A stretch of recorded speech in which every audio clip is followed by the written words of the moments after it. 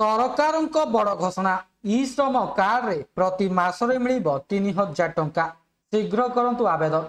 तेबे कोन रहिछि संपूर्ण अपडेट आसंतु जानिबा। ता पूर्वरु चैनल रे नुआ थिले चैनल टी को सब्सक्राइब करबा पई अनुरोध। जदि आपण श्रमिक किंबा कोनोसी प्रकार असंगठित काम करंती जेपरिक दिन मजुरिया ऑटो रिक्शा चालक घरोई सहायक किंबा कारखाना रे छोट काम करंती तेबे आपणक पई सरकारक पक्षरु एक दमदार योजना अछि।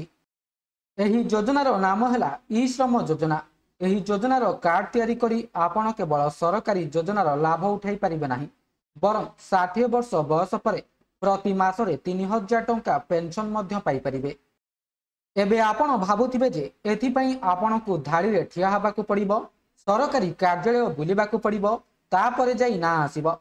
एबे जुग डिजिटल होई गलानी एवं सरकार मध्य डिजिटल इंडिया सहित चली। आपण एही ई श्रम कार्ड को आपणक घरु ऑनलाइन रे तैयारी करिबा सह सहजरे पाई परिबे। कोनोसी दौड़ा दौड़ी करिबाकू पड़िबो नाही, कोनोसी दलाली नाही, केवल मोबाइल किंबा कंप्यूटर रु तैयारी करंतु एवं एहार लाभ उठांतु। तेबे आसंतु जानिबा ई श्रम कार्ड कोन। ई श्रम कार्ड प्रकृत रे असंगठित क्षेत्र रे कोटि कोटि श्रमिकंक पई एक डिजिटल परिचय अर्थात सरकार एही परिचय पत्र सेमानक पई तैयारी करिसंती जेउ माने कोनोसी कंपनी किंबा कार्यालय रे काम करंती नाही किंतु देशर मूलदेय को मजबूत करिबा पई दिन राति कठिन परिश्रम करंती। एथिरे आपणक नाम, काम, अभिज्ञता, दक्षता एवं बैंक विवरणी भली गुरुत्वपूर्ण सूचना रहिछि। यह माध्यम रे सरकार आपणको बीमा, पेंशन, दक्षता तालीम एवं आवश्यकता समय आर्थिक सहायता भली विभिन्न योजनार सीधासलख लाभ प्रदान करि परिबे। तेबे किए एवं केबे ई श्रम कार्ड पाई परिबे? जदि आपणक बयस 16 वर्ष रु 59 वर्ष मध्यरे एवं आपण कोनोसी असंगठित काम सहित जड़ित तेबे आपण एही कार्ड पई आवेदन करि परिबे। आपण फल विक्रय करंती, प्लम्बर हुंती, ड्राइवर हुंती, फ्लिपकार्ट किंबा अमेजन भली प्लेटफॉर्म रे डेलीवरी काम करंती समस्ते एथिरे अंतर्भुक्त।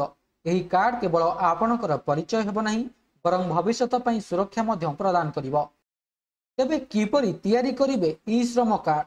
एबे आसंतु सबठारु गुरुत्वपूर्ण विषय रे आलोचना करिबा। कार्ड किपरि तैयारी करिवे? प्रथमे आपणक मोबाइल किंबा लैपटॉप रे इंटरनेट चालू करंतु एवं ई श्रमर ऑफिशियल वेबसाइट को खोलंतु। रजिस्टर्ड ऑन ई श्रम विकल्प रहिबो, सेथिरे क्लिक करंतु।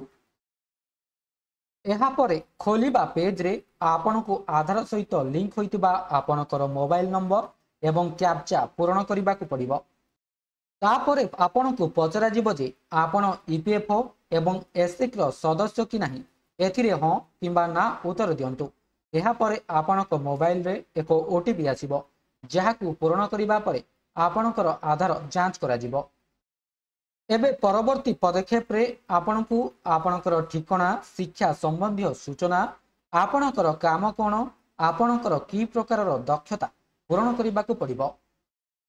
एहा परे आपनकू आपनकर बैंक अकाउंट रो विवरणी देबा को पड़िबो एवं आपण सठिक सूचना दैछंती बोली एक घोषणा देबा को पड़िबो। एहा परे सबमिट उपरे क्लिक करंतु एवं आउ एक ओटीपी देबा परे आपनकर ई श्रम कार्ड प्रस्तुत होई जिवो।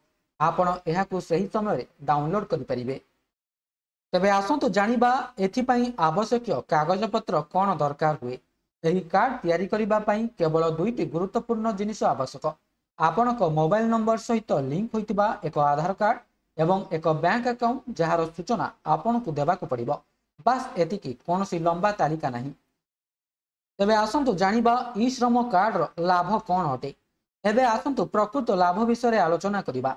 एही कार्ड रे शामिल हेबा द्वारा आपण 60 वर्ष बयस परे प्रति मासरे 3000 टंका पेंशन पाइबे जहा प्रधानमंत्री श्रमयोगी मानधन योजना अधीन रे दिया जाई थाए। जदि कोनोसी दुर्घटना जोगु आंशिक अक्षमता हुए तेबे सरकार 1 लाख पर्यंत सहायता प्रदान करंती एवं जदि कोनोसी कारणरु श्रमिकक मृत्यु हुए तेबे तांको परिवार को 2 लाख टंका पर्यंत सहायता मिली थाए।